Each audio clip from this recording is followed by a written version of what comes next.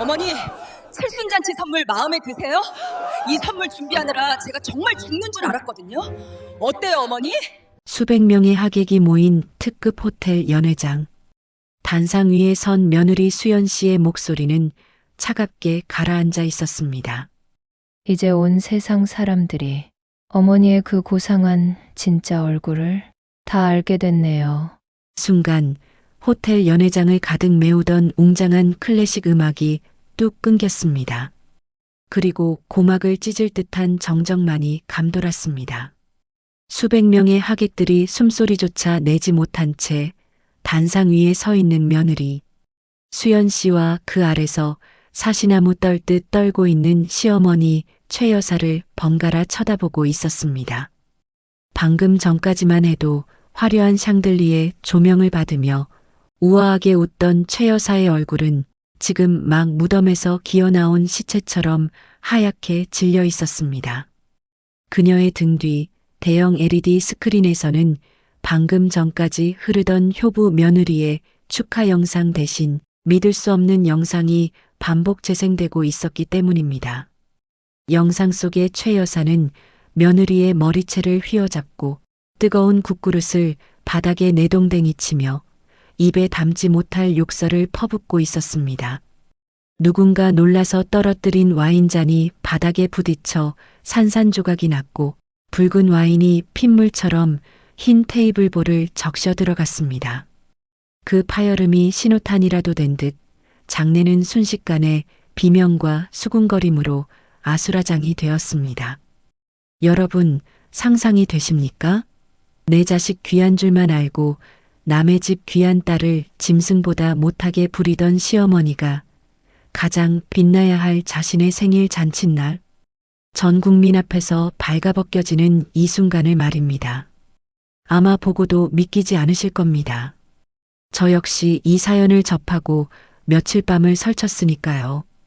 이 이야기는 돈으로 며느리를 샀다고 믿었던 오만한 시어머니와 살기 위해 악마의 가면을 써야만 했던 한 여자의 처절하고도 슬픈 복수극입니다. 과연 며느리 수연 씨는 왜 시어머니의 칠순 잔치를 피바다로 만들 수밖에 없었을까요? 사연 시작하기 전에요. 구독이랑 좋아요 한 번만 눌러주시면 고맙겠습니다. 어디에서 보고 계신지도 댓글로 남겨주세요. 그럼 이제 시간을 3년 전으로 되돌려 보겠습니다. 이 모든 비극의 시작점, 수연 씨가 처음 지옥행 열차에 탑승했던 그 봄날로 말입니다. 3년 전 봄 수연 씨는 서울의 한 명문대를 수석으로 졸업한 재원이었습니다. 하지만 그녀의 현실은 빛나는 졸업장과는 너무나도 거리가 멀었습니다. 평생 흙먼지 마실 날 없이 성실하게 살아오셨던 아버지가 갑작스런 뇌출혈로 쓰러지시면서 집안은 풍비박산이 나고 말았습니다. 병원비는 눈덩이처럼 불어났고 빚쟁이들의 독촉 전화는 밤낮을 가리지 않고 수연 씨의 숨통을 조여왔습니다. 그러던 어느 날이었습니다. 지인의 소개로 나간 맞선 자리. 그곳에는 명품 로고가 큼지막하게 박힌 양복을 입은 남자, 민호 씨가 앉아 있었습니다. 그리고 그 옆에는 마치 면접관처럼 날카로운 눈빛을 번뜩이는 그의 어머니, 최 여사가 팔짱을 끼고 있었죠. 최 여사는 수연 씨가 자리에 앉기도 전부터 마치 백화점, 진열대 위에 물건을 고르듯 수연 씨를 머리끝부터 발끝까지 훑어내렸습니다.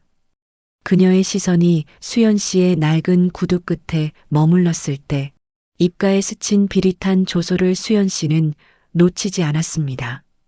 공부는 좀 했다지? 그런데 집안 꼬라지가 그 모양이라 어디 써먹겠어. 첫마디였습니다. 인사는커녕 초면에 대뜸 집안 형편을 비꼬는 그 말에 수연 씨의 얼굴은 불에 댄 듯 화끈거렸습니다. 하지만 자리를 박차고 나갈 수 없었습니다. 당장 내일 아버지의 수술비를 막지 못하면 아버지는 차가운 거리로 내몰릴 판이었으니까요. 수연 씨는 무릎 위에 치맛자락을 꽉 움켜쥐며 고개를 숙였습니다. 최 여사는 굵은 알반지가 낀 손가락으로 찻잔을 달그락거리며 말을 이었습니다. 내 아들이 맘에 든다니까 받아주는 거야. 우리 애가 좀 순진에 빠져서 너같이 생활력 강한 애가 필요하다나 뭐라나. 예단? 혼수? 다 필요 없다. 내 깎게 해와봤자 내 성에 착이나 하겠니? 대신 조건이 있어. 최 여사는 테이블 위에 두툼한 서류 봉투 하나를 툭 던졌습니다. 둔탁한 소리가 수연 씨의 심장을 때렸습니다. 내 아버지 병원비, 빚, 내가 다 갚아주마. 대신 너는 오늘부터 죽으나 사나 우리 집 귀신이 되는 거야. 친정? 꿈도 꾸지 마라. 돈 받고 팔려왔으면 값을 해야지. 안 그러니? 그것은 청혼이 아니었습니다. 명백한 인신매매 계약이나 다름없었습니다. 옆에 앉은 남편 될 사람, 민호 씨는 그 상황이 지루하다는 듯 휴대폰만 만지작거리고 있었습니다. 수연 씨는 떨리는 손으로 그 봉투를 집어들었습니다. 종이의 서늘한 촉감이 손끝을 타고 온몸으로 퍼져나갔습니다.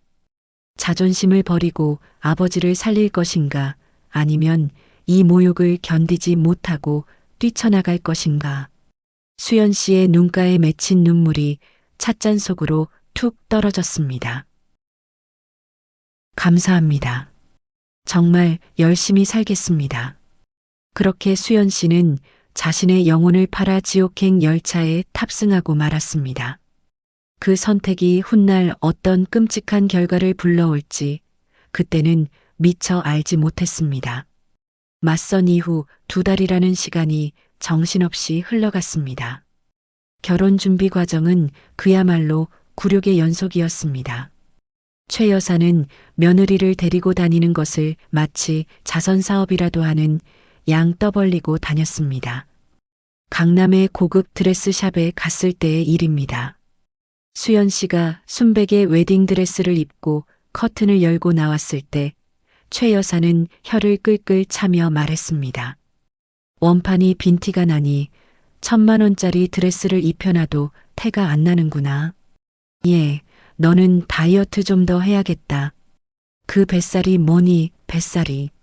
직원들 앞에서 대놓고 면박을 주는 시어머니 때문에 수연 씨는 얼굴을 들 수가 없었습니다. 하지만 더 기가 막힌 일은 결혼식 당일에 벌어졌습니다. 드디어 결혼식 날이 밝았습니다. 식장 대기실, 곱게 한복을 차려입은 수연 씨의 친정. 어머니가 사돈인 최 여사에게 다가가 조심스럽게 인사를 건넸습니다. 사부인, 부족한 딸 데려가 주셔서 정말 감사합니다. 우리 수연이가 참 착하고 야무진 아이니 예쁘게 봐주십시오.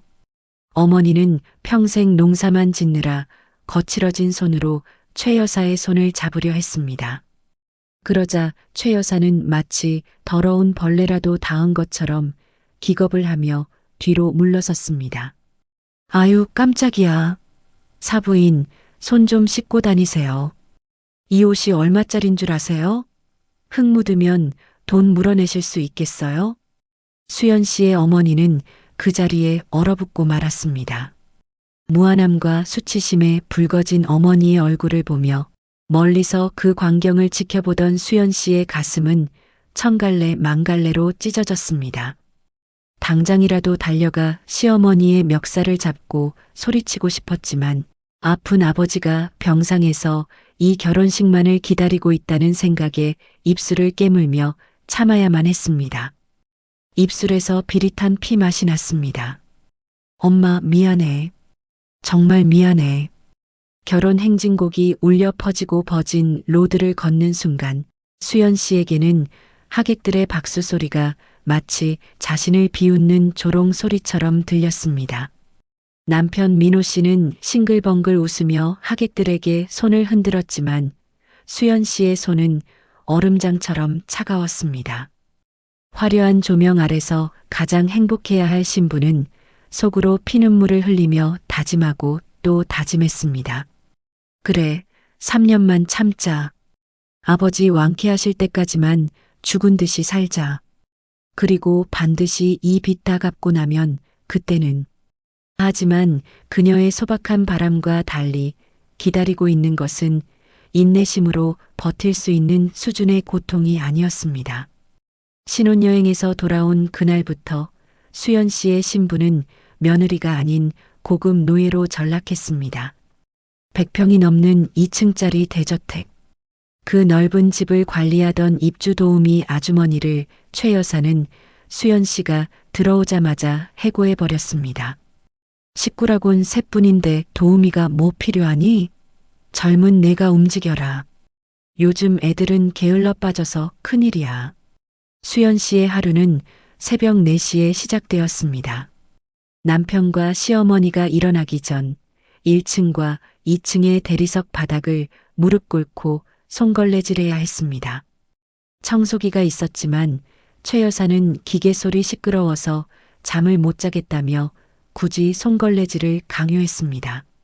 차가운 대리석 바닥에 닿는 무릎에는 시퍼런 멍이 가실 날이 없었고 고무장갑도 끼지 못한 채 찬물로 걸레를 빨아야 했던 손등은 거북이 등껍질처럼 갈라져 피가 배어 나왔습니다.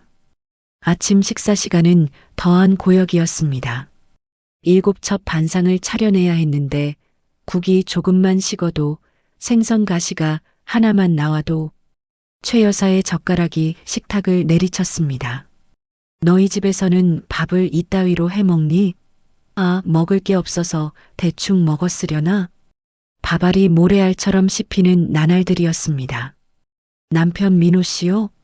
그는 투명 인간이나 다름없었습니다. 아내가 부엌에서 쓰러질 듯 일하고 있어도 소파에 누워 게임을 하거나 친구들과 통화하며 낄낄거릴 뿐이었습니다. 여보, 나 너무 힘들어라고 호소하면 그는 귀찮다는 듯 인상을 찌푸리며 엄마 성격 알잖아. 내가 좀 맞춰. 나 피곤해 죽겠어라며 방으로 쏙 들어가 버렸습니다. 그렇게 지옥 같은 나날이 6개월째 이어지던 어느 날 돌이킬 수 없는 비극이 찾아왔습니다. 수연 씨가 임신 3개월 차에 접어들었을 때였습니다. 입덧 때문에 물 한 모금 넘기기 힘든 상황에서도 최 여사는 김장을 담가야 한다며 배추 100포기를 주문했습니다. 동네 사람들 나눠줄 거니까 깨끗이 씻어서 절여놔라. 꾀병 부리지 말고. 수연 씨는 불러오는 배를 부여잡고 산더미처럼 쌓인 배추를 나르고 씻어야 했습니다. 허리가 끊어질 듯 아파왔고 아랫배가 묵직하게 당겨왔습니다. 어머니, 배가 너무 아파요. 잠시만 쉬었다가. 수연 씨가 식은땀을 흘리며 주저앉자 거실에서 TV를 보던 최 여사가 혀를 쯧쯧 찼습니다. 유세 떤다. 유세 떨어. 나 때는 만삭에도 반일 다 했어. 엄살 피우지 말고 얼른 해. 그 순간이었습니다. 수연 씨의 다리 사이로 뜨뜻한 액체가 울컥 쏟아져 내렸습니다. 세상이 핑 돌며 눈앞이 캄캄해졌습니다. 바닥을 흥건히 적시는 붉은 서녀를 보며 수연 씨는 비명조차 지르지 못하고 정신을 잃고 말았습니다. 다시 눈을 떴을 때는 병원이었습니다. 하얀 천장을 멍하니 바라보는데 의사의 낮은 목소리가 들려왔습니다. 유산이었습니다. 아이는 세상의 빛도 보지 못한 채 떠나버렸습니다. 텅 빈 뱃속만큼이나 마음 한구석이 뻥 뚫려버린 것 같았습니다. 그런데 병실 문이 열리고 들어온 최 여사의 첫마디는 수연 씨의 남은 영혼마저 갈기갈기 찢어놓았습니다. 걱정스러운 표정은커녕 잔뜩 짜증난 얼굴로 그녀는 쏘아붙였습니다.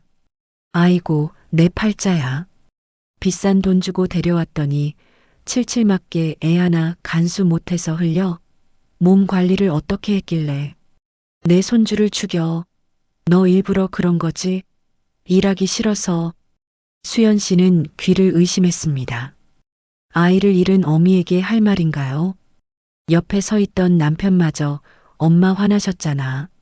죄송하다고 해라며 시어머니 눈치를 살피고 있었습니다.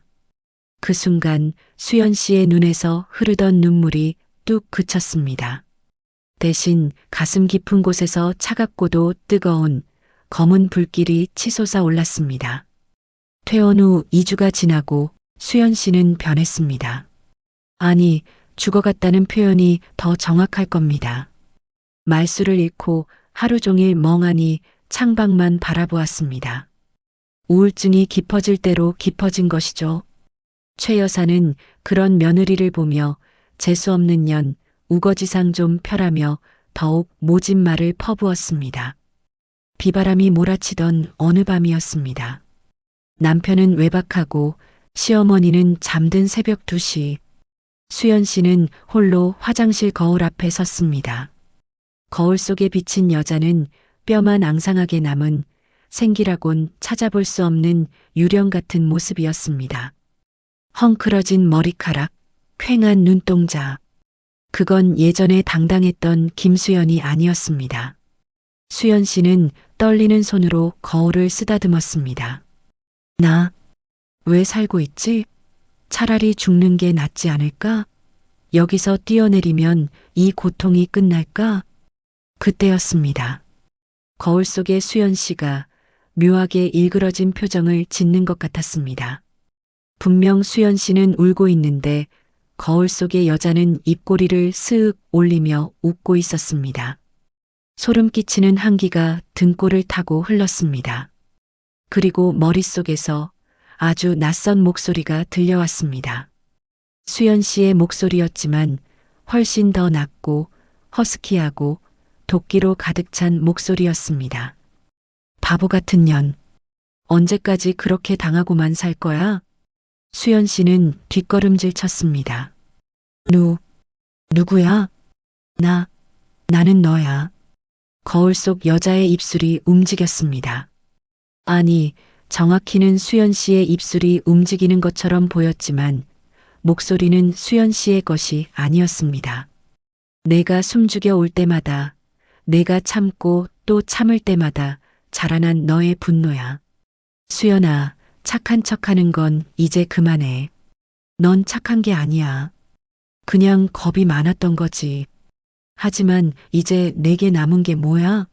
잃을 게 없는 사람이 가장 무서운 법이야. 거울 속의 여자는 한 걸음 더 다가왔습니다. 이 세상은 착하면 잡아먹혀. 저 늙은 여우와 멍청한 남편 놈한테 본때를 보여줘야지. 나한테 못 맡겨. 내가 저 인간들 피를 말려 죽여줄게. 넌 그냥 내 뒤에 숨어 있어. 그 순간 수연 씨의 눈동자가 흔들림을 멈췄습니다.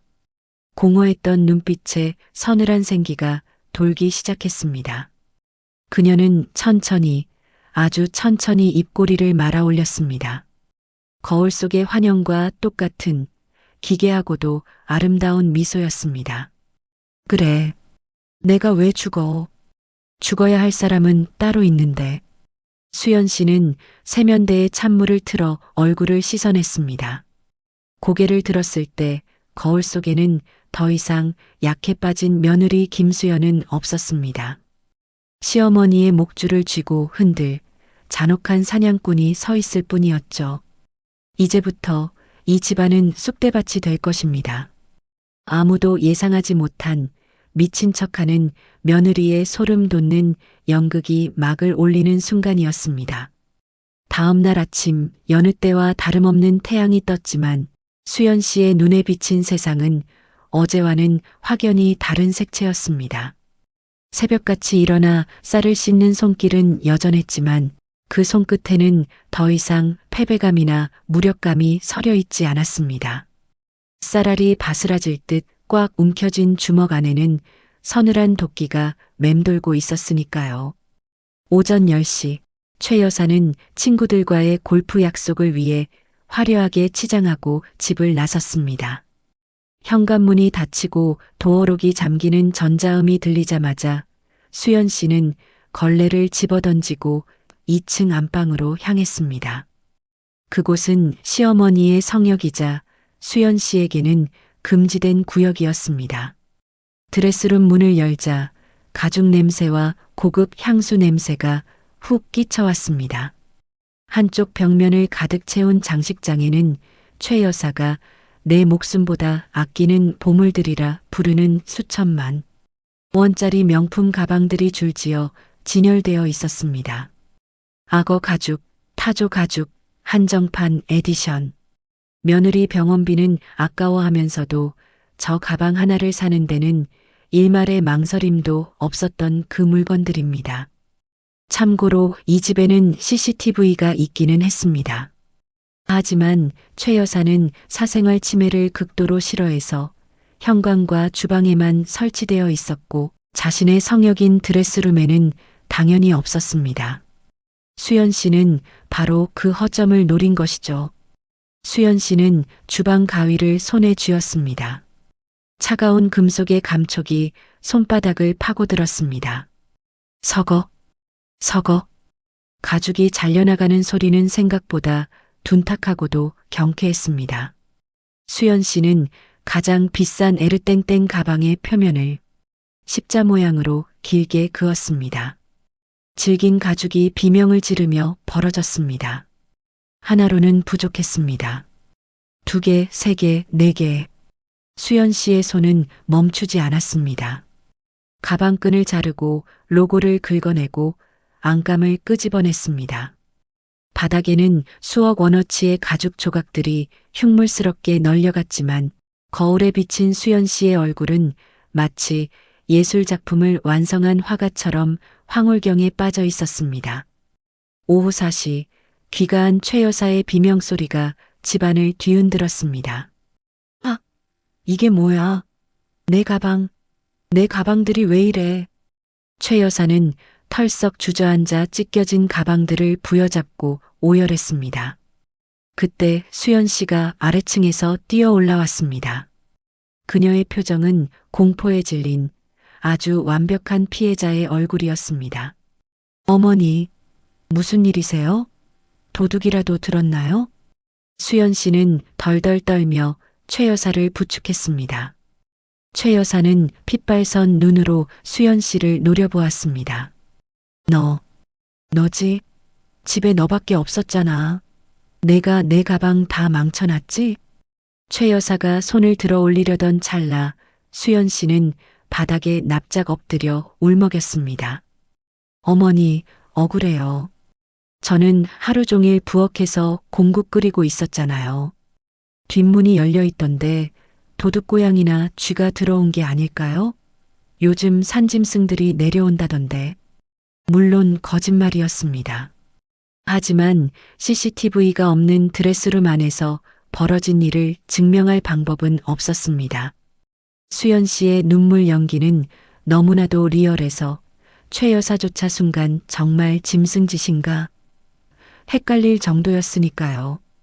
분을 이기지 못한 최 여사가 가슴을 치며 통곡할 때 고개를 숙인 수연 씨의 입꼬리는 아주 살짝 비릿하게 올라가 있었습니다. 그것은 시작에 불과했습니다. 가방 사건 이후 일주일이 지났습니다. 최 여사의 히스테리는 극에 달했습니다. 범인을 잡지 못하니 그 화살은 오로지 만만한 며느리에게로 향했죠. 하지만 수연 씨는 더 이상 당하고만 있지 않았습니다. 그녀는 아주 교묘한 방법으로 내 편을 만들기로 했습니다.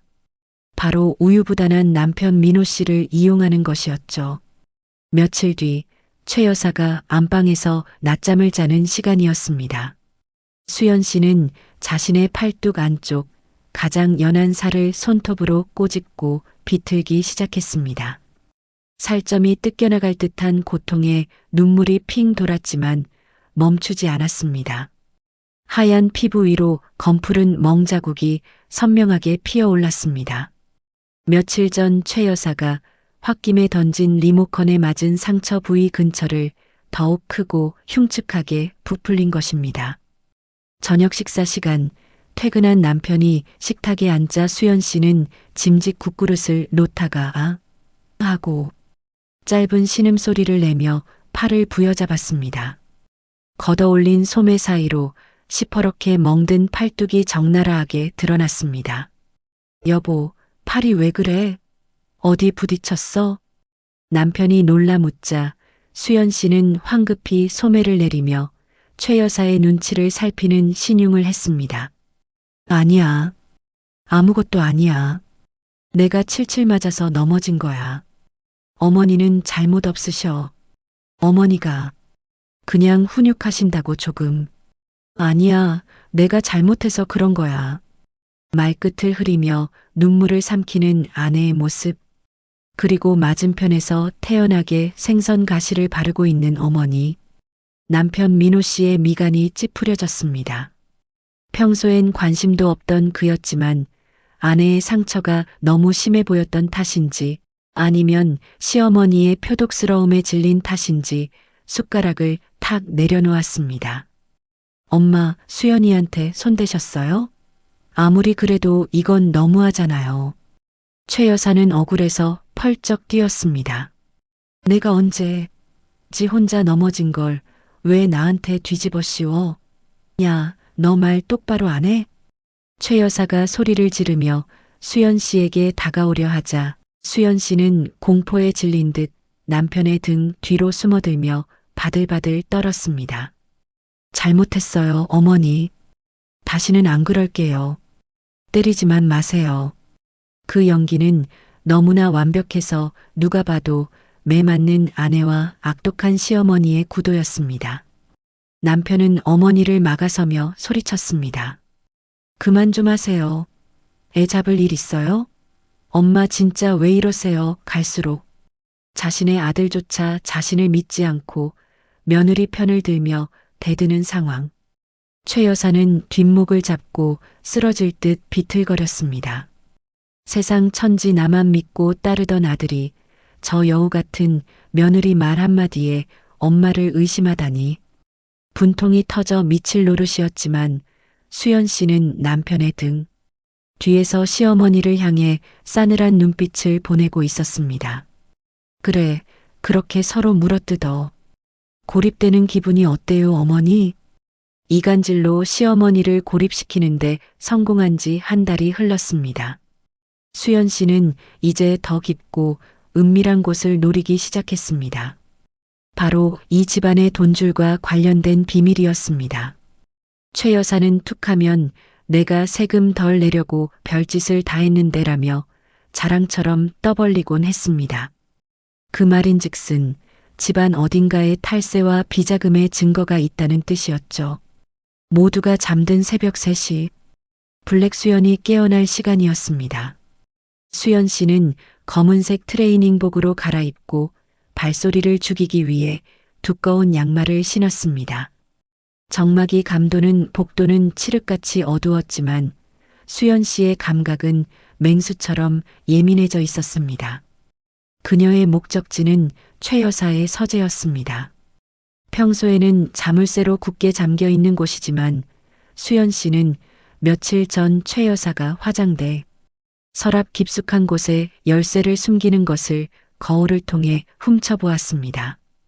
열쇠가 자물쇠 구멍에 맞물려 돌아가는 소리가 마치 심장 박동 소리처럼 크게 들렸습니다. 달칵 문이 열렸습니다. 서재 안은 퀴퀴한 종이 냄새와 먼지 냄새로 가득했습니다. 수연 씨는 휴대폰 불빛에 의지해 책상 주변을 뒤지기 시작했습니다. 책장 뒤, 액자 뒤, 서랍 밑바닥. 그러다 바닥 카펫 밑에서 수상한 금고를 발견했습니다. 비밀번호는 의외로 단순했습니다. 남편 민호 씨의 생일. 아들 바보인 최 여사다운 설정이었죠. 삐비빅, 띠리링. 금고 문이 육중한 소리를 내며 열렸습니다. 그 안에는 현금 뭉치와 함께 누렇게 변색된 장부 몇 건이 들어 있었습니다. 떨리는 손으로 장부를 펼친 수연 씨의 눈이 커졌습니다. 그것은 단순한 가계부가 아니었습니다. 차명 계좌 리스트, 불법 부동산 거래 내역, 심지어 공무원에게 뇌물을 준 날짜와 금액까지 상세하게 적힌 범죄의 기록이었습니다. 아, 대단하시네, 우리 시어머니. 이걸로 감옥 갈 준비는 다 해놓으셨구나. 수연 씨는 재빠르게 장부의 내용들을 휴대폰 카메라로 찍기 시작했습니다. 한 장 한 장 넘길 때마다 최 여사의 목을 조를 올가미가 완성되어 가고 있었습니다. 찰칵, 찰칵. 셔터 소리는 고요한 밤의 정적을 가르며 승리의 팡파르처럼 울려 퍼졌습니다. 증거 확보가 끝난 후 수연 씨는 금고를 원래대로 돌려놓고 흔적을 지웠습니다. 다음 날 아침 밥상 머리에서 최 여사가 며느리를 쏘아붙였습니다. 너 어젯밤에 뭐 했니? 쥐새끼처럼 부스럭거리는 소리가 나던데. 심장이 덜컥 내려앉을 법도 했지만 수연 씨는 해맑게 웃으며 대답했습니다. 아, 밤에 모기가 있어서 잡느라고요. 죄송해요, 깨셨어요? 아무것도 모른 채 국을 떠먹는 시어머니를 보며 수연 씨는 속으로 쾌재를 불렀습니다. 많이 드세요, 어머니. 그게 편하게 드시는 마지막 밥이 될지도 모르니까요. 확실한 증거까지 손에 쥔 지 2주가 지났습니다. 수연 씨는 이제 본격적인 심리전에 돌입했습니다. 단순히 괴롭히는 것을 넘어 시어머니를 공포의 구렁텅이로 몰아넣어 스스로 무너지게 만드는 작전이었습니다. 시작은 사소했습니다. 최 여사가 즐겨 마시는 수정과에 설탕 대신 소금을 한가득 부어놓는 시기였죠. 최 여사가 퇴? 이게 무슨 맛이야? 너 미각 잃었니? 라고 소리치면 수연 씨는 억울하다는 표정으로 직접 수정과를 한 모금 마셨습니다. 어머니, 달고 맛있기만 한데요? 왜 그러세요? 혹시 몸이 안 좋으신 거 아니에요? 멀쩡한 수정과를 짜다고 느끼는 건가? 최 여사는 자신의 혀를 의심하기 시작했습니다. 하지만 진짜 공포는 밤에 찾아왔습니다. 비가 추적추적 내리는 밤이었습니다. 최 여사가 잠결에 목이 말라 일어났는데 침대 발치에 누군가 서 있었습니다. 긴 머리를 늘어뜨리고 하얀 소복 같은 잠옷을 입은 여자. 바로 수연 씨였습니다. 그녀는 초점 없는 눈으로 허공을 응시하며 중얼거리고 있었습니다. 내 다리 내놔. 우리 아가 살려내. 억울해. 억울해. 최 여사는 기겁을 하며 비명을 질렀습니다. 으악, 너 거기서 뭐 하는 거야? 불을 켜자 수연 씨는 깜짝 놀란 듯 눈을 깜빡이며 정신을 차린 척 연기했습니다. 네, 어머니, 제가 왜 여기 있죠? 저는 분명 제 방에서 자고 있었는데 마치 몽유병 환자처럼 행동하는 며느리. 하지만 방금 전 들었던 그 원한 맺힌 목소리는 분명 며느리의 것이 아니었습니다. 최 여사의 등골에 식은땀이 흘렀습니다. 저게 귀신이 쓰였나? 유산하고 나서 잡기가 붙은 거야? 이후로도 기이한 일은 계속되었습니다. 최 여사의 화장대 거울에 붉은 립스틱으로 죽어라는 글씨가 쓰여 있다가 최 여사가 사람을 부르러 간 사이 감쪽같이 사라져 있다거나 한밤중에 부엌에서 칼을 가는 소리가 들려나가 보면 아무도 없는 시기였죠. 최 여사는 점점 말라갔습니다. 잠을 자려 해도 며느리가 언제 칼을 들고 들어올지 모른다는 공포에 방문을 걸어 잠그고 뜬 눈으로 밤을 지새웠습니다. 강철 같던 최 여사의 멘탈이 서서히 붕괴되고 있었습니다. 수연 씨는 퀭해진 시어머니의 얼굴을 볼 때마다 밥맛이 그렇게 좋을 수가 없었습니다. 공포에 질린 채 3주를 보낸 최 여사는 결국 최후의 수단을 꺼내 들었습니다. 며느리를 정신병자로 몰아 강제로 폐쇄병동에 가둬버리려는 끔찍한 계획이었죠. 하지만 그 전에 용하다는 무당을 불러 며느리에게 붙은 귀신을 쫓아내고 구판을 벌여 집안의 우환을 없애겠다는 심산이었습니다. 거실 한가운데 병풍이 쳐지고 돼지머리와 시루떡이 차려졌습니다. 무당은 방울을 흔들며 요란하게 굿을 시작했습니다. 저기 저 요물 썩 물러가라. 어디 감히 조상님 터전에 들어와. 무당이 수연 씨를 향해 팥과 소금을 뿌리며 윽박질렀습니다. 수연 씨는 거실 구석에 얌전히 무릎 꿇고 앉아 고개를 숙이고 있었습니다. 최 여사는 그 모습을 보며 코웃음을 쳤습니다. 그래, 아주 싹 다 몰아내주세요. 전현 정신 좀 차리게. 징소리가 빨라지고 무당의 춤사위가 격해지던 그때였습니다. 고개를 숙이고 있던 수연 씨의 어깨가 들썩이기 시작했습니다. 흐느끼는가 싶더니 갑자기 크으흐 하는 기괴한 웃음소리가 터져 나왔습니다. 무당이 멈칫하며 춤을 멈췄습니다. 수연 씨가 천천히 고개를 들었습니다. 그녀의 눈빛은 완전히 돌아가 있었습니다. 흰자위가 번득이는 눈으로 무당을 쏘아보더니 자리에서 벌떡 일어났습니다. 그리고는 무당보다 더 위압적인 목소리로 호통을 쳤습니다.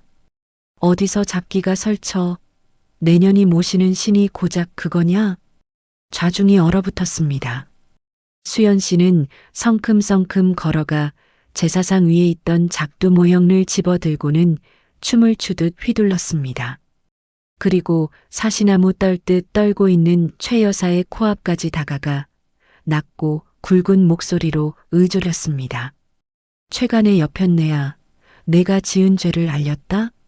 20년 전 내 남편 천년 배부르다고 계단에서 밀어버린 거. 그거 아무도 모를 줄 알았지? 최 여사의 눈이 튀어나올 듯 커졌습니다.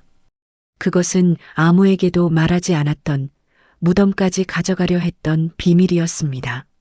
수연 씨는 거기서 멈추지 않았습니다. 내 아들놈, 지금 어디서 뭐 하는지 알아? 회사 갔다고? 강남 오피스텔에서 기집애 끼고 뒹굴고 있는데 굿은 무슨 놈의 굿이야. 헉? 최 여사는 숨이 막혀 컥컥거렸고 무당은 이건 진짜가 왔다? 내가 감당할 게 아니다. 라며 짐을 챙겨 도망쳐 버렸습니다. 구판은 난장판이 되었고 수연 씨는 그 아수라장 한복판에서 광기 어린 눈으로 시어머니를 내려다보며 사악하게 미소 지었습니다. 어머니, 굿값 아까워서 어떡해요?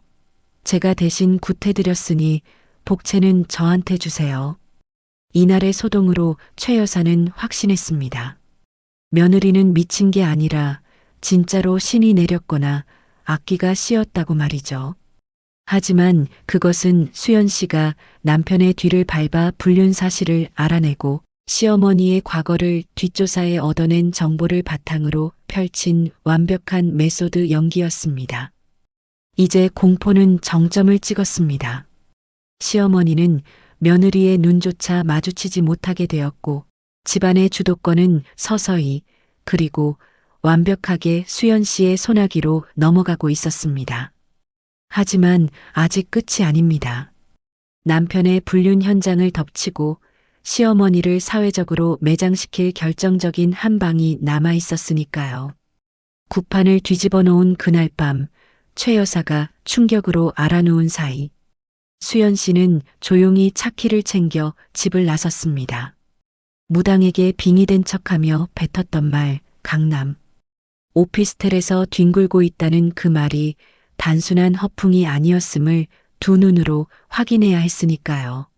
사실 수연 씨는 며칠 전부터 남편 민호 씨의 차량 내비게이션 기록과 카드 사용 내역을 통해 그가 자주 가는 장소를 특정해 둔 상태였습니다. 새벽 1시의 강남대로는 여전히 화려한 네온 사인으로 번쩍이고 있었습니다. 수연 씨의 차는 한 고급 오피스텔 지하 주차장 구석에 멈춰 섰습니다. 시동을 끄자 차 안에는 정막만이 감돌았고 수연 씨의 심장 뛰는 소리만이 귓가를 때렸습니다. 슬픔 때문이 아니었습니다. 이제 곧 손에 쥐게 될 확실한 이혼의 귀책 사유, 그 결정적인 패를 확인하러 온 사냥꾼의 흥분 같은 것이었죠. 얼마나 기다렸을까요? 엘리베이터 문이 열리고 익숙한 남자의 실루엣이 나타났습니다. 남편 민호 씨였습니다.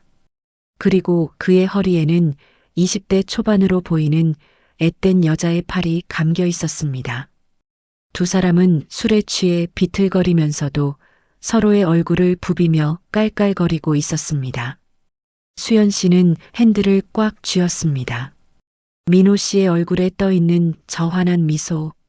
결혼 생활 3년 동안 유산의 아픔을 겪을 때도 시어머니에게 짓밟힐 때도 단 한 번도 아내인 수연 씨에게 보여주지 않았던 그 다정한 표정이었습니다. 자기야, 나 이 차 사줄 거야? 응? 아유, 그래. 엄마한테 말해서 하나 뽑아줄게. 우리 자기 예쁘니까. 열린 차창 틈으로 들려오는 대화 소리에 수연 씨는 헛웃음이 터졌습니다. 아내의 병원비는 아까워 벌벌 떨던 인간이 불륜녀의 차는 엄마 돈으로 사주겠다니. 분노가 치밀어 오를 법도 했지만 신기하게도 수연 씨의 마음은 차분하게 가라앉았습니다. 오히려 안도감이 들었습니다. 고맙다, 박민호. 내가 쓰레기라서 덕분에 나도 죄책감 없이 널 밟아줄 수 있겠어.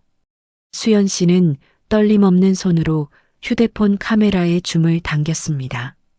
두 사람이 차 앞에서 진하게 입을 맞추는 장면, 여자가 남편의 엉덩이를 토닥거리는 장면까지 고화질 영상으로 남김없이 기록되었습니다.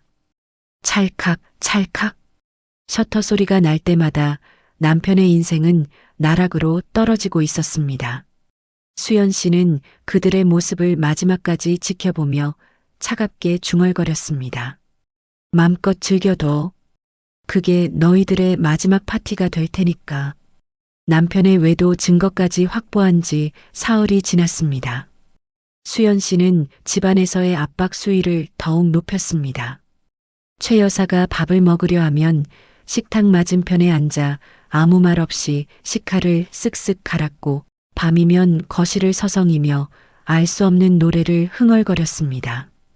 최 여사는 말라가는 화초처럼 피가 마르고 있었습니다. 결국 최 여사는 최후의 수단을 꺼내 들었습니다. 며느리를 정신병자로 몰아 강제로 폐쇄병동에 가둬버리려는 끔찍한 계획이었습니다.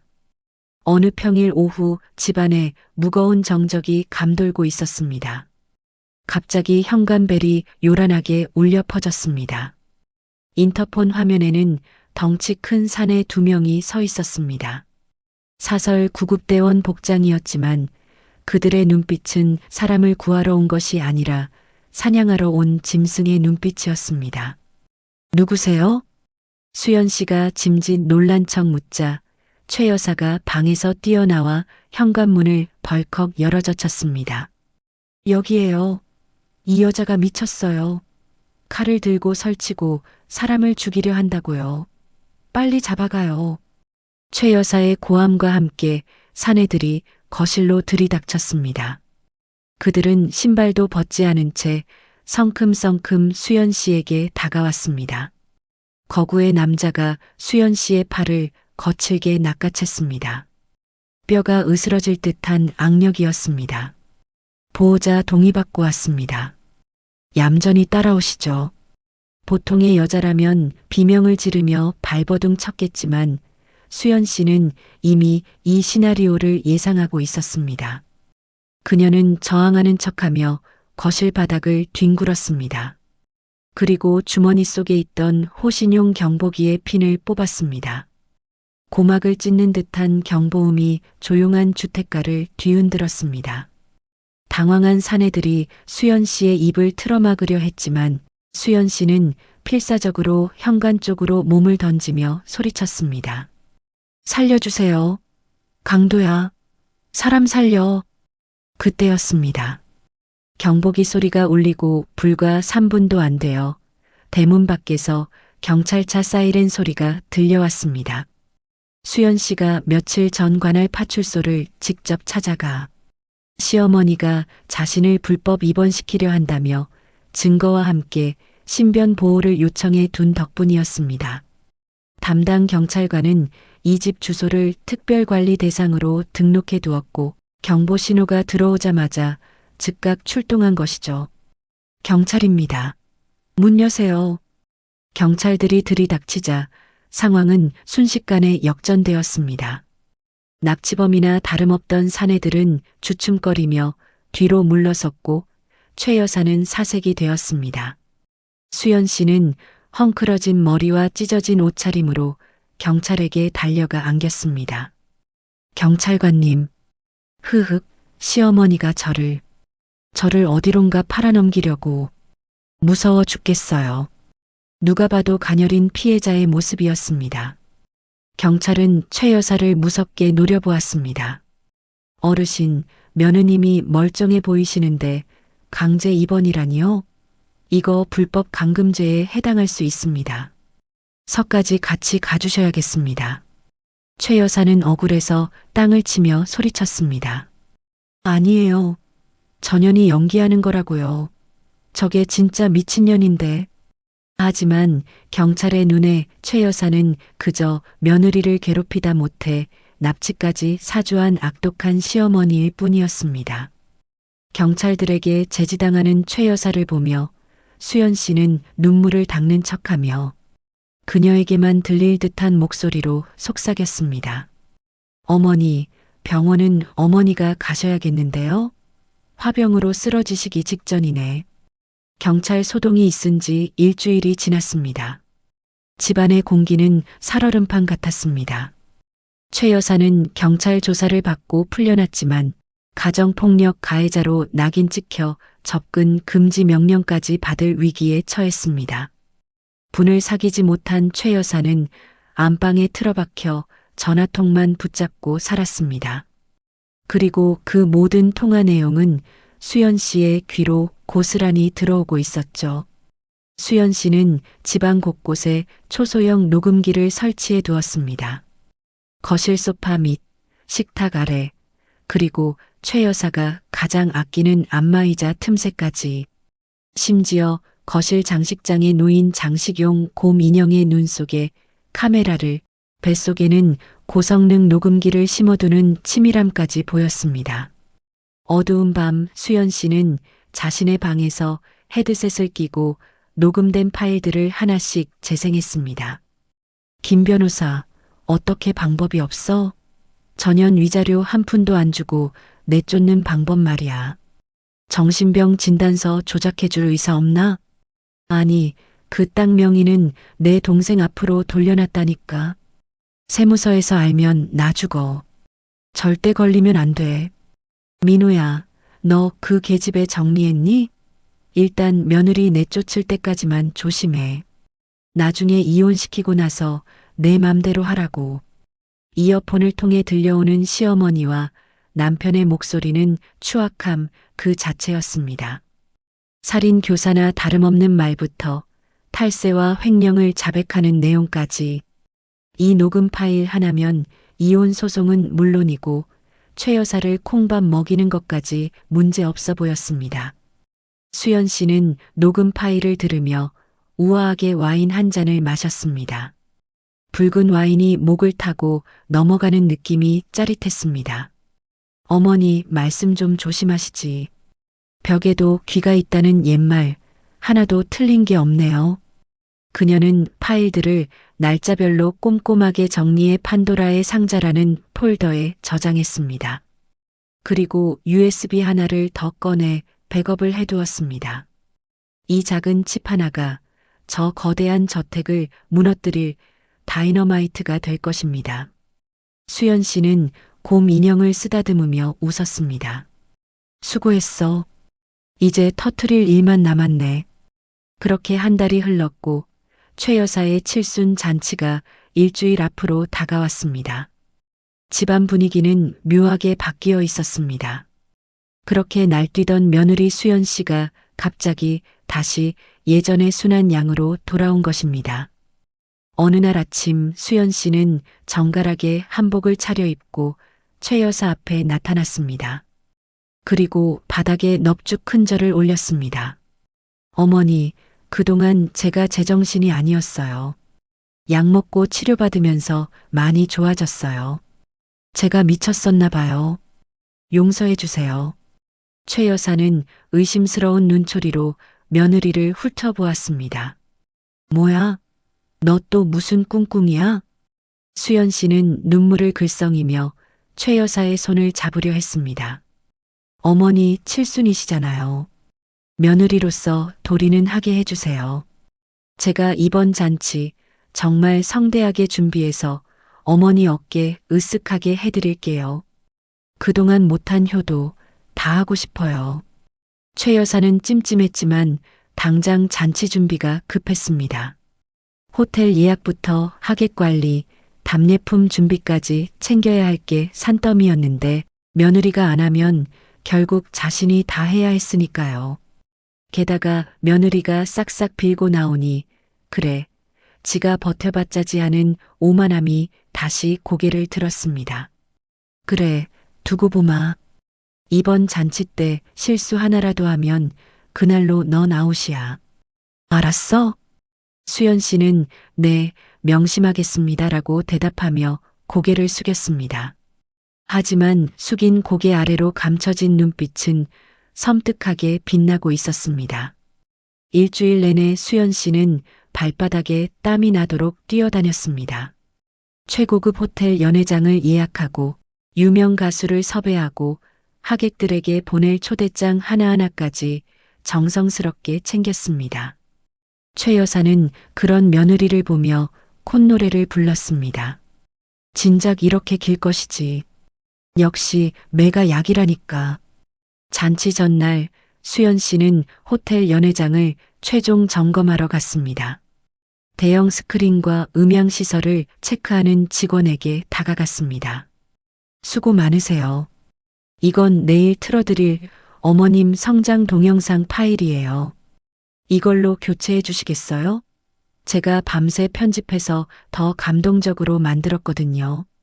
수연 씨는 주머니에서 검은색 USB를 꺼내 직원에게 건넸습니다. 직원은 아무 의심 없이 파일을 받아 컴퓨터에 복사했습니다. 네, 알겠습니다, 사모님. 확인해 보니 파일 잘 돌아가네요. 화면에는 사랑하는 우리 어머니의 70번째 생신이라는 자막과 함께 온화하게 웃는 최 여사의 사진이 떴습니다. 하지만 그건 아주 짧은 인트로일 뿐이었습니다. 그 뒤에 숨겨진 59분의 영상이 무엇인지 아는 사람은 오직 수연 씨뿐이었습니다.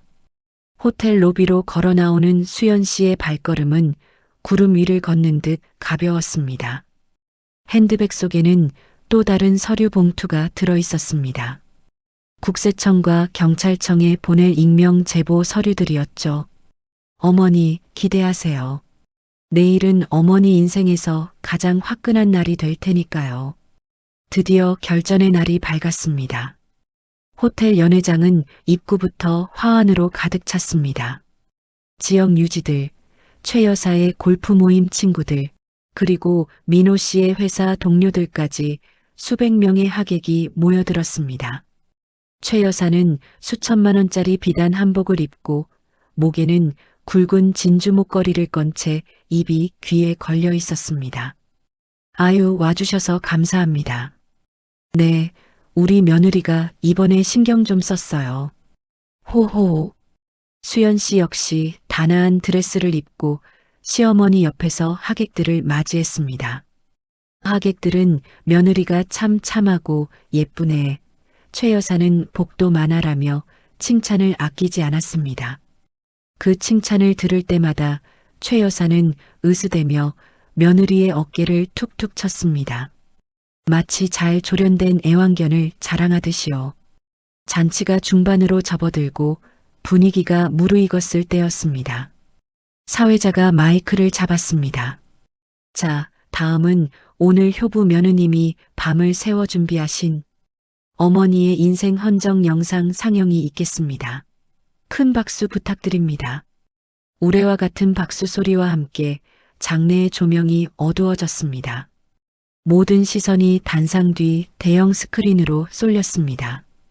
웅장한 오케스트라 음악과 함께 화면에는 최 여사의 젊은 시절 사진들이 파노라마처럼 스쳐 지나갔습니다.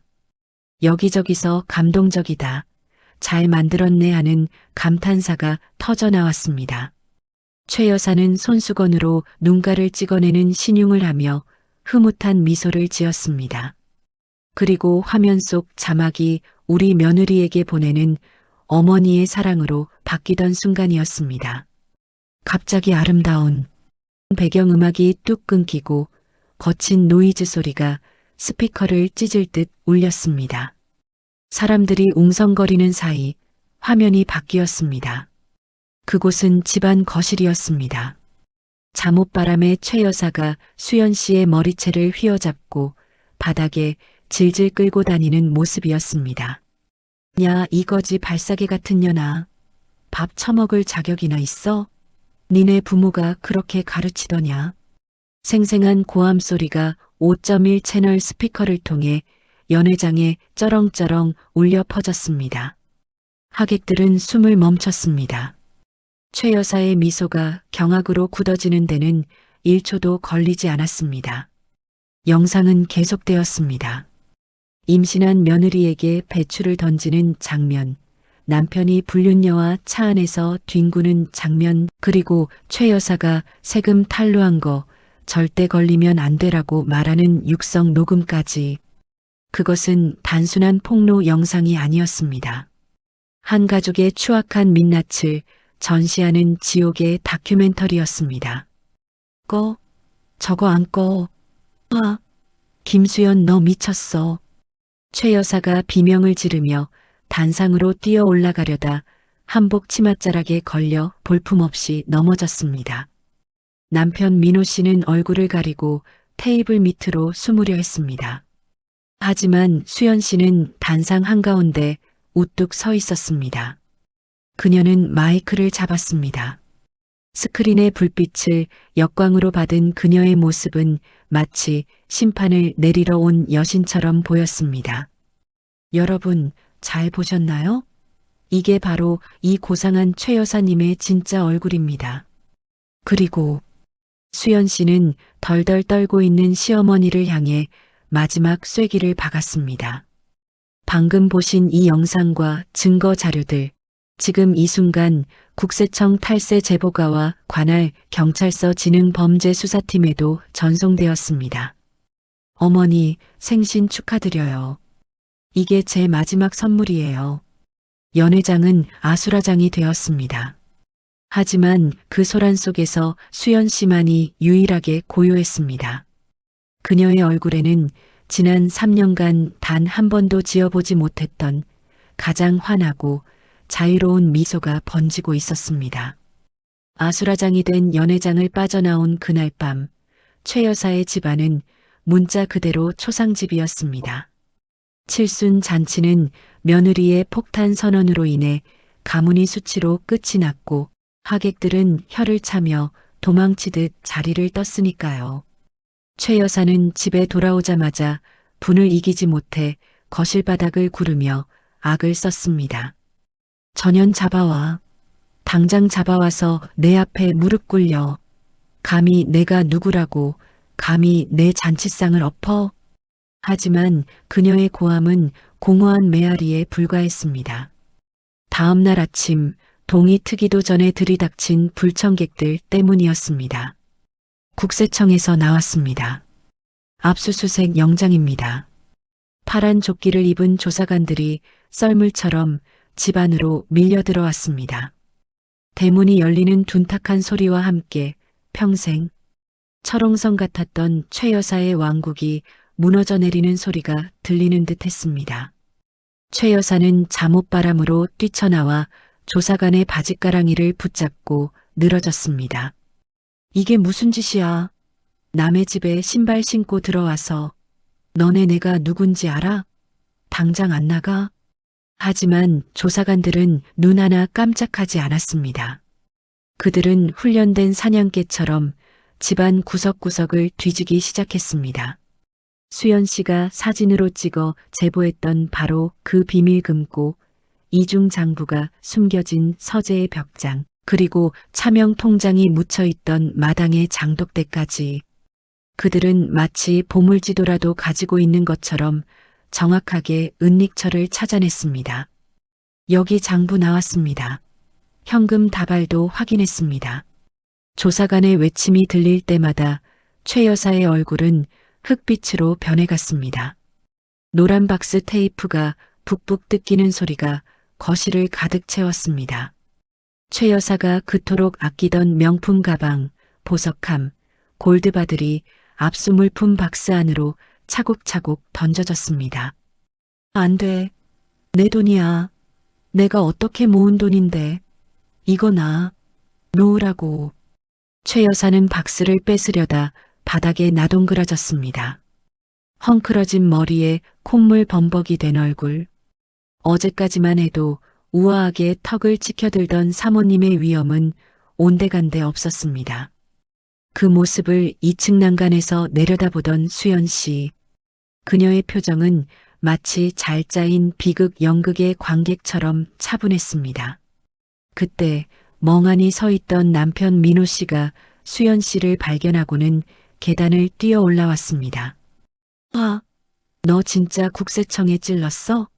우리가 망하면 너는 무사할 줄 알아? 너도 공범이야. 남편이 손을 들어 올리려던 순간 수연 씨는 싸늘한 눈빛으로 그의 손목을 쳐냈습니다. 착각하지 마. 난 10원 한 푼 받은 적 없고 시키는 대로 노예처럼 일만 했을 뿐이야. 법적으로도 난 피해자고 내부 고발자야. 알겠니, 박민호 씨?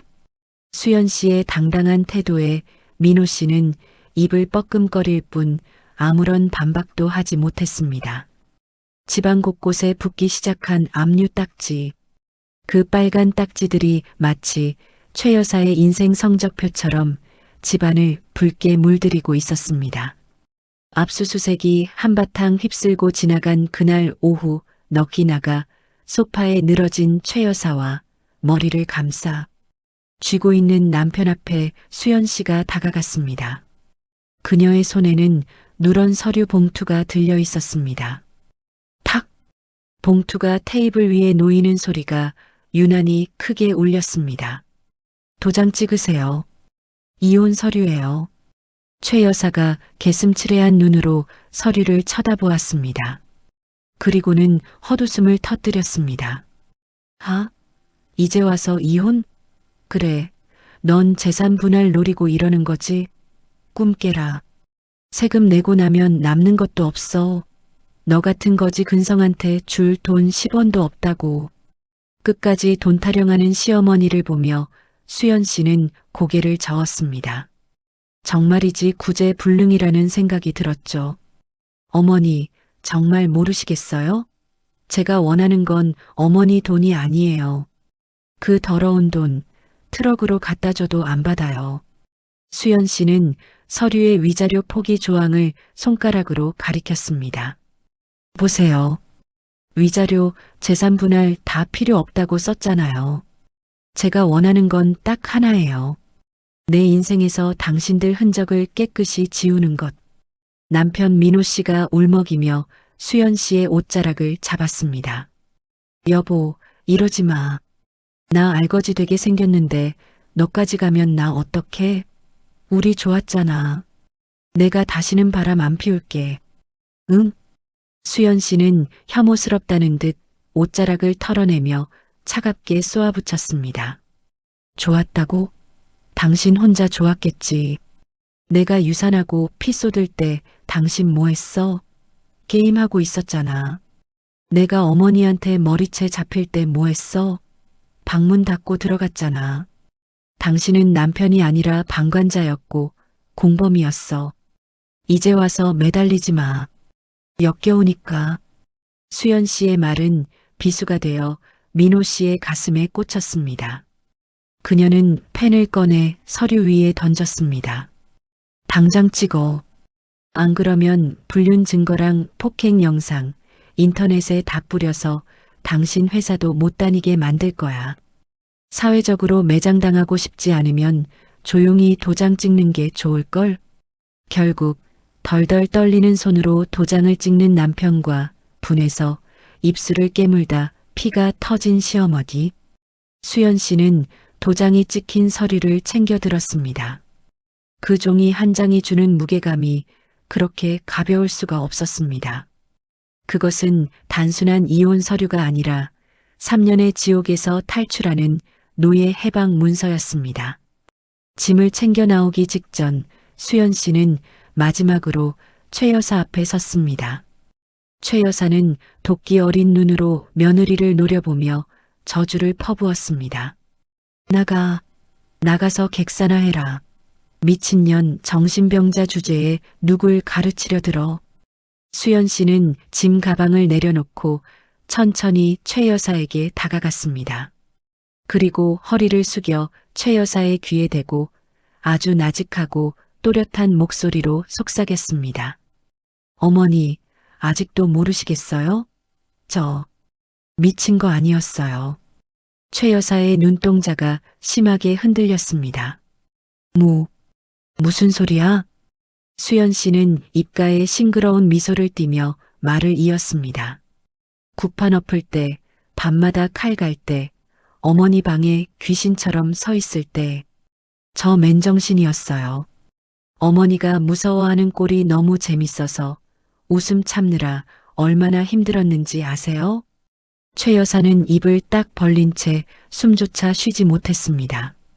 자신이 며느리의 광기에 눌려 벌벌 떨었던 그 모든 순간이 사실은 며느리의 손바닥 위에서 노란한 연극이었다니. 배신감과 충격으로 온몸의 피가 거꾸로 솟는 듯 했습니다. 너, 이 악마 같은 년. 악마요? 후훗. 맞아요. 근데 그 악마 어머니가 만드셨잖아요. 멀쩡한 사람 짓밟고 아이 잃은 어미 가슴에 대못 박으면서 어머니가 저를 괴물로 키우신 거예요. 저는 어머니가 가르쳐준 대로 돌려드렸을 뿐이고요. 수연 씨는 굳어버린 최 여사의 어깨를 툭툭 털어주며 마지막 인사를 건넸습니다. 남은 인생, 돈도 없고 가족도 없이 그 넓은 집. 아니, 이제 곧 경매 넘어가려나? 아무튼 벽 보고 욕이나 하면서 사세요. 그게 어머니한테 딱 어울리는 노후니까.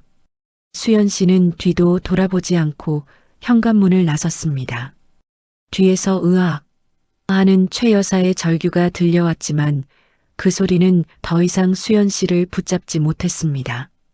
대문을 나서자 따사로운 햇살이 그녀의 얼굴을 비추었습니다. 3년 만에 처음으로 마시는 공기에서 곰팡내 나는 돈 냄새가 아닌 향긋한 자유의 냄새가 났습니다. 그로부터 1년이라는 시간이 흘렀습니다. 권선징악, 사필기정이라는 말이 있죠. 죄 지은 자는 벌을 받고 착한 사람은 복을 받는다는 그 옛말이 하나도 틀리지 않았습니다. 한때 떵떵거리며 살던 최 여사의 100평 대저택은 세금 체납과 벌금으로 인해 공매로 넘어갔습니다.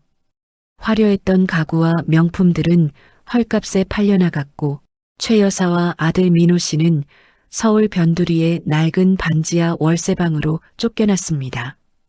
비가 오는 날이면 곰팡이가 피어오르는 좁은 방. 최 여사는 다 늘어난 티셔츠를 입고 차가운 식은 밥을 물에 말아 먹으며 신세 한탄을 하고 있습니다. 아이고 내 팔자야. 내가 전생에 무슨 죄를 지어서 이 꼴이 됐나. 그러자 구석에서 소주병을 까고 있던 민호 씨가 짜증을 내며 소리쳤습니다. 아, 좀 조용히 좀 해. 엄마가 그때 세금만 제대로 냈어도 이렇게는 안 됐잖아. 다 엄마 욕심 때문에 망한 거라고. 뭐라고? 이 썩을 놈이. 내가 누구 때문에 그 고생을 했는데. 너 오피스텔 얻어주고 외제차 사주느라 쓴 돈이 얼만 줄 알아? 모자는 서로를 원망하며 고래고래 소리를 질렀습니다. 불륜녀요? 민호 씨가 빈털터리가 되자마자 뒤도 안 돌아보고 도망친 지 오래였습니다. 민호 씨는 알코올 중독에 빠져 하루하루를 술로 보내고 있었고 최 여사는 동네 폐지를 주우러 다니며 사람들의 눈총을 받는 신세가 되었습니다. 시장에서 우연히 옛 친구들을 마주친 날 최 여사는 황급히 박스로 얼굴을 가리고 골목 뒤로 숨어야 했습니다. 저 여자 그 잘난 척하던 최 여사 아니야? 꼴이 왜 저래? 하는 수군거림이 비수처럼 꽂혔습니다. 그녀가 그토록 중요하게 여겼던 체면과 돈은 이제 먼지처럼 사라지고 남은 것은 비참한 현실과 뼈저린 후회뿐이었습니다. 하지만 후회한들 무엇하겠습니까? 이미 버스는 떠났고 부러진 화살은 다시 돌아오지 않는 법인걸요. 그로부터 1년이 더 지난 지금 수연 씨는 어떻게 지내고 있을까요? 여러분 믿으시겠습니까? 그 지옥 같던 시집을 나온 수연 씨가 지금은 친정, 동네에서 작은 카페를 운영하고 있다고 합니다. 따뜻한 햇살이 쏟아지는 아담한 카페, 향긋한 커피 향과 갓 구운 빵 냄새가 가득한 그곳의 주인이 바로 수연 씨입니다. 수연 씨의 표정은 1년 전과 비교할 수 없을 만큼 밝고 편안해 보인다고 하더군요. 이혼 후 그녀는 친정으로 돌아가 지극정성으로 아버지를 돌봤습니다.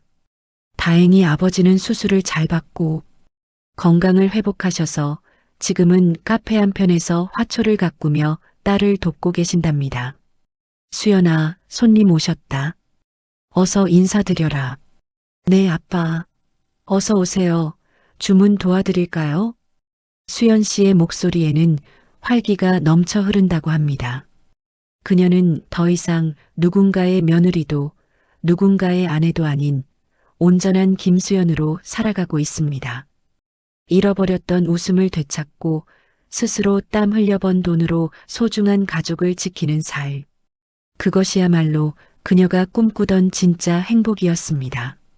가끔 밤에 자려고 누우면 지옥 같았던 시집살이의 기억이 악몽처럼 떠오를 때도 있습니다. 하지만 이제 수연 씨는 압니다.